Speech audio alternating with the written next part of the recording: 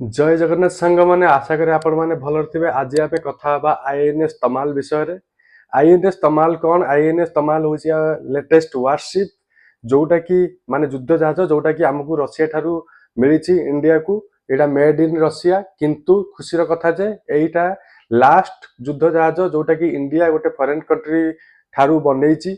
कारण बर्तमान इंडिया सेते कैपेबल हो जाइए जे निजे युद्ध जहाज बनाई पार। तेणुक भविष्य में आमर आउ ये आवश्यकता पड़ोनी। हाँ जदि एक्सट्रीम केस रे युद्ध घमाघोट युद्ध लगी जाइए आमको एक्सट्रा युद्ध जहाज दरकार से केस आमको किणवा पड़ पारे बाहर देश। अदरवाइज आम सेल्फ सफिशिएंट बर्तमान तैयारी करने ताल यार ना आईएनएस तमाल कहीं रहा। आसतु जाना तमाल हिंदू बेसिकली तमाल हूँ हिंदू धर्मर जो भगवान राजा इंद्रंकर एक अस्त्र जो अस्त्र को प्रयोग कर से बहुत गुड़ाए युद्ध जीति से अस्त्र ना रे ये युद्ध जहाज ना तमाल बोली रखा जाइए।